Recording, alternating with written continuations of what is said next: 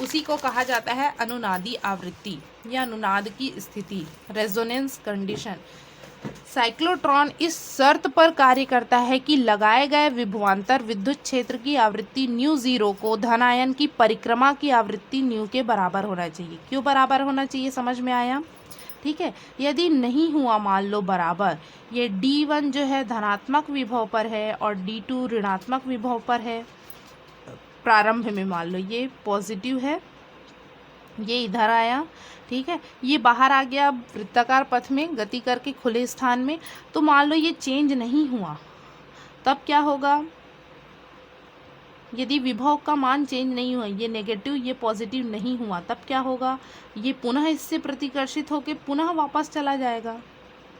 ठीक है, इस प्रकार से होगा। तो साइक्लोट्रॉन इस शर्त पर कार्य करता है कि विभवांतर जो लगाएंगे वो धनायन की परिक्रमा की आवृत्ति न्यू के बराबर होनी चाहिए। ये न्यू है ना, न्यू, तो न्यू जीरो बराबर न्यू। यदि धनायन की परिक्रमा का आवर्तकाल टी, आवर्तकाल समझते हैं क्या होता है? एक चक्र पूर्ण करने में लगा समय, ठीक है ना। तो धनायन को एक चक्र पूरा करने में लगा समय कैपिटल टी हो तो टी बराबर 2t हो जाएगा। स्मॉल टी क्या लिए थे? आधा चक्र पूरा करने में लगा समय। पूरा चक्र कितना समय लगेगा? 2 गुना समय लगेगा। ठीक है, तो 2t ले लिए। तो यहाँ से आवर्तकाल का वैल्यू क्या आ गया? 2πm/QB। टी की वैल्यू पुट कर दिया, आवृत्ति 1/2 होता है, न्यू इज इक्वल टू, तो QB/2πm हो गया। न्यू जीरो बराबर क्या हो जाएगा? दोनों की आवृत्ति सेम होनी चाहिए।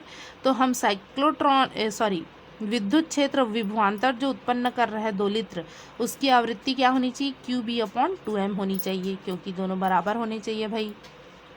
ठीक है ना। म्यू जीरो को ही क्या कहते हैं? साइक्लोट्रॉन की आवृत्ति या चुंबकीय अनुनादी आवृत्ति भी कहते हैं। क्या कहते हैं? चुंबकीय अनुनादी आवृत्ति या साइक्लोट्रॉन की आवृत्ति कहते हैं। समझ में आया क्यों आवृत्ति समान होना चाहिए? अब आगे देखते हैं अधिकतम गतिज ऊर्जा। ठीक है, कब अधिकतम गतिज ऊर्जा प्राप्त करेगा साइक्लोट्रॉन में आवेशित कण? जब वो क्या है, अपने अंतिम त्रिज्या वाले पथ में या डीज के सबसे आखिरी पथ में जब गति कर रहा होगा, वृत्ताकार पथ में। तो माना कि उस समय जो त्रिज्या है उसको r मैक्सिमम ले लिए, ठीक है, और उसके चाल को अधिकतम v मैक्सिमम ले लिए, उस समय अधिकतम वेग में होगा। ठीक है, लॉरेंज बल और अभिकेंद्र बल बराबर होते हैं। लॉरेंज बल बराबर अभिकेंद्र बल, अभिकेंद्र बल। ठीक है, दोनों को बराबर ले लिए। यहाँ से v मैक्सिमम की वैल्यू निकालिए, एक v से v कैंसिल हो जाएगा, तो इस प्रकार से आ गया। अब गतिज ऊर्जा निकालना है, तो गतिज ऊर्जा बराबर होता है 1/2 mv²। ठीक है, मैक्सिमम का उपयोग करेंगे, तो v की वैल्यू पुट कर देंगे तो e मैक्सिमम की वैल्यू आ जाएगी। धनायन द्वारा पूर्ण की गई परिक्रमाओं की संख्या, ठीक है, कितने चक्कर जो है धनायन लगाने पड़ेंगे ये हमको देखना है। माना त्वरक विभव का मान v है, ठीक है, त्वरक विभव का मान कितना है? v है। प्रत्येक परिक्रमा में धनायन को 2 बार त्वरित होता है। ठीक है, एक बार पॉजिटिव की ओर आकर्षित होगा, फिर एक बार इस ओर, दोनों डीज की ओर आकर्षित होता है, मतलब 2 बार त्वरित हुआ। 2 बार आकर्षण बल लगा कि नहीं? एक बार इधर आकर्षित होगा डीज D2 में, फिर एक बार डीज D1 में आकर्षित होता है, मतलब 2 बार त्वरित होगा। ठीक है ना। तो उसके द्वारा प्राप्त ऊर्जा क्या होगी? 2QV होगी। ये कहाँ से आया भैया? ठीक है, तो विभव का सूत्र हम जानते हैं, कार्य बटे ऊर्जा। तो कार्य बराबर क्या आ जाती है? कार्य बटे आवेश। ठीक है ना, तो कार्य बराबर V × Q। यही किया गया कार्य ऊर्जा के रूप में संचित होगा, तो ऊर्जा बराबर V × Q होगा। ठीक है, 2 बार त्वरित हो रहा है, मतलब दुगुना हो जाएगा ऊर्जा, 2QV। ठीक है, इसलिए यहाँ 2QV हुआ है। ठीक है, 2QV ये किया गया कार्य ऊर्जा के रूप में संचित होता है ना। यदि धनायन द्वारा की गई पूर्ण परिक्रमाओं की संख्या कैपिटल N है, मान लो, नहीं पता तो N मान लेते हैं, तो N पूर्ण परिक्रमाओं में धनायन द्वारा प्राप्त की गई कुल ऊर्जा E मैक्सिमम बराबर होगी 1 परिक्रमा करता है तो 2qv है उसकी ऊर्जा, तो n परिक्रमा करेगा तो कितनी हो जाएगी, n गुनी हो जाएगी, तो n से मल्टीप्लाई कर दिए हैं और E मैक्सिमम दोनों बराबर हो जाएंगे। E मैक्सिमम की वैल्यू हम जानते हैं क्या होता है, अभी निकाला है हम लोगों ने, q square b square r square upon maximum 2m, ठीक है, वो दोनों बराबर हो जाएंगे। तो यहाँ से n की वैल्यू हम निकाल सकते हैं, q b square r square maximum upon 4vm, ठीक है। ये अभिष्ट जो है परिक्रमाओं की संख्या है। अब देखते हैं साइक्लोट्रॉन की सीमाएं क्या क्या है। साइक्लोट्रॉन की सहायता से इलेक्ट्रॉन को त्वरित नहीं किया जा सकता, क्योंकि इलेक्ट्रॉन का द्रव्यमान जो है बहुत कम होता है। इलेक्ट्रॉन का द्रव्यमान बहुत कम होता है, उसको थोड़ी सी भी ऊर्जा देते हैं तो क्या होता है, वो बहुत अधिक गति से चलने लगता है डीज के अंदर।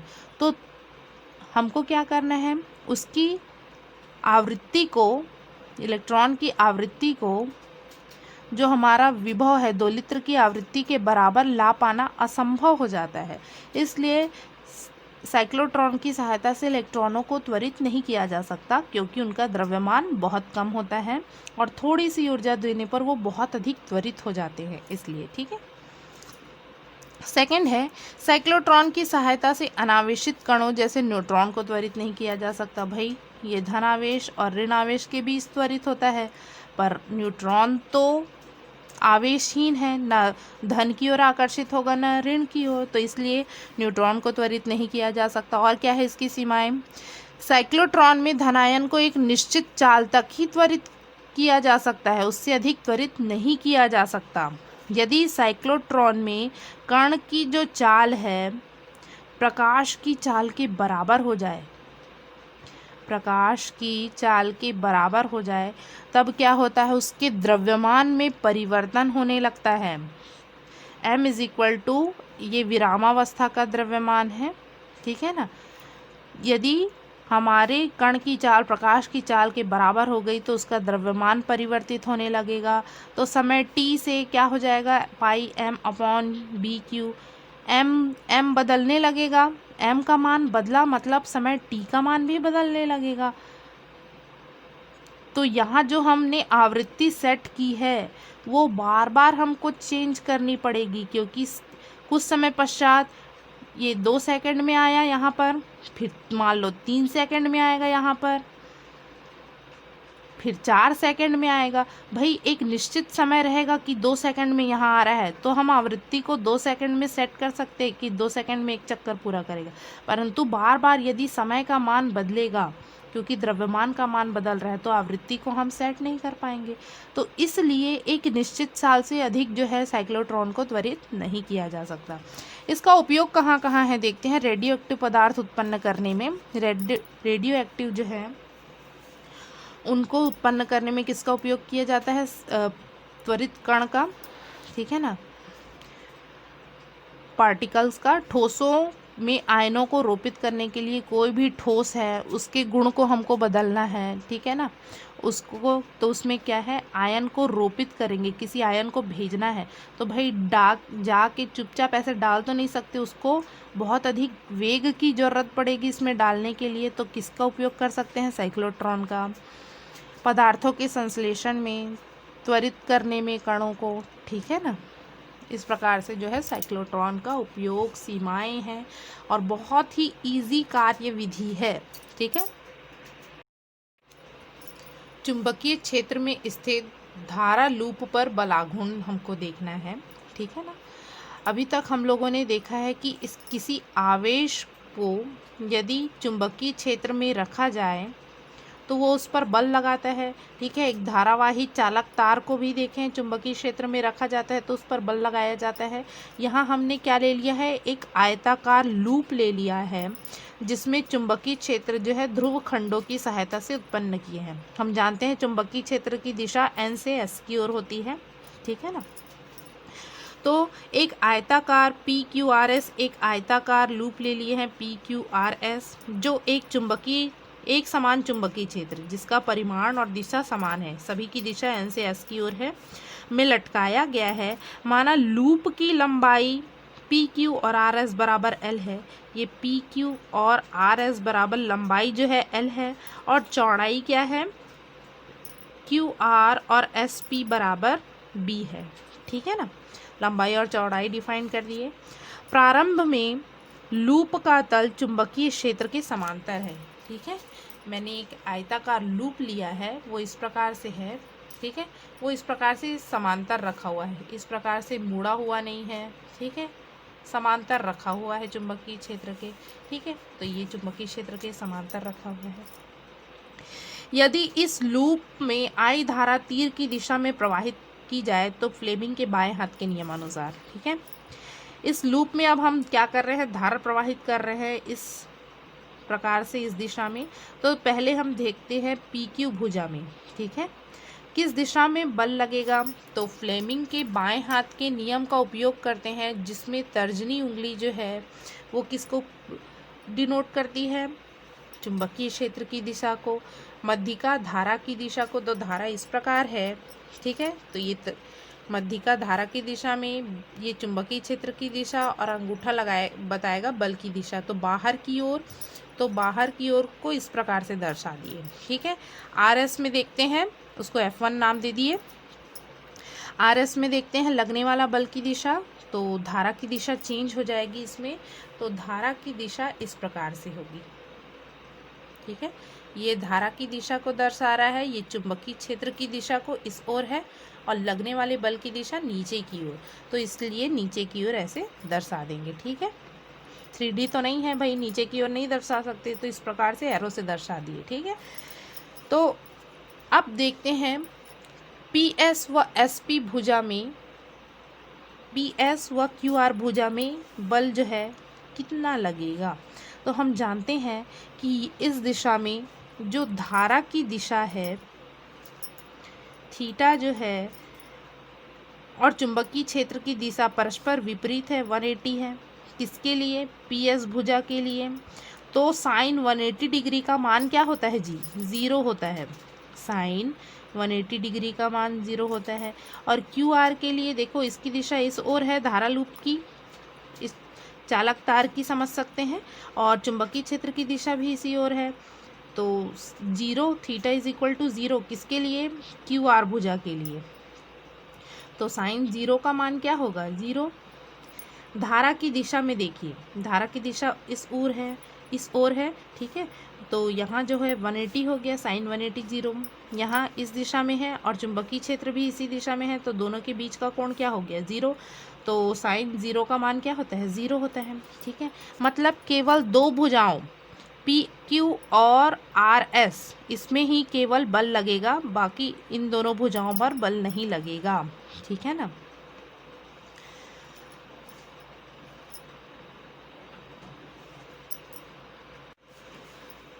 तब आगे देखते हैं, जो बोला गया है उसी को लिख लेते हैं। फ्लेमिंग के बाएं हाथ के नियम अनुसार PQ भुजा और RS भुजा पर बल जो है कार्य कर रही है, तो बल बराबर ILB साइन थीटा होगा। ठीक है, और दोनों के लिए थीटा का मान क्या होगा जी, 90।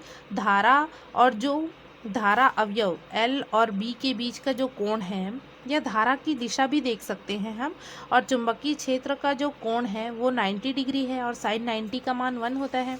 देखो इस प्रकार से है, चुंबकीय क्षेत्र की दिशा और धारा की दिशा, तो दोनों के बीच 90 अंश का कोण, इसमें भी इस दिशा में है धारा की दिशा और चुंबकीय क्षेत्र इस दिशा में है, तो दोनों के बीच 90 अंश का कोण है। ठीक है ना, तो ये दोनों बल समान रहेंगे परिमाण में। ठीक है, प्रत्येक बल का मान ILB होगा। ये बल परिमाण में बराबर है तथा विपरीत दिशा में कार्य करते हैं, अतः बलयुग्म का निर्माण करेंगे। ठीक है, एक बल जो है ऊपर की ओर लग रहा है, इसमें बल ऊपर की ओर, और इसमें बल जो है नीचे की ओर। ठीक है, एक में बल ऊपर की ओर लग रहा है और एक में बल नीचे की ओर लग रहा है। मतलब ये क्या करेंगे, बलयुग्म का निर्माण करेंगे और इसको घुमाने का प्रयास करेंगे। ठीक है ना। इस प्रकार से घुमाने का प्रयास करेंगे। इसे क्या कहते हैं, विक्षेपित हो जाएगा हमारा जो आयताकार लूप है, इसलिए क्या कहते हैं, विक्षेपक बलयुग्म कहते हैं उसको। ठीक है, तो इसका मान कैसे निकाल सकते हैं, विक्षेपक बलयुग्म का आघूर्ण। तो हम सूत्र जानते हैं बलयुग्म आघूर्ण का, एक बल गुना दोनों बलों के बीच की लंबवत दूरी। तो हमारे पास दोनों बलों के बीच की लंबवत दूरी क्या है, तो ये दूरी हम जानते हैं कितनी है, b है, चौड़ाई। ठीक है ना, ये बल इस प्रकार से और ये बल विपरीत दिशा में, दोनों के बीच की लंबवत दूरी b है। ठीक है, तो हमारे पास बल है ILB और लंबवत दूरी है b, तो ILB इंटू बी, IB को साथ में रख लिए, L इंटू बी, ये किसका निर्माण करेंगे, क्षेत्रफल का, लंबाई गुणित चौड़ाई क्षेत्रफल। तो बलाघूर्ण कितना आ गया, tau is equal to IAB। ठीक है, यही अभिष्ट व्यंजक है।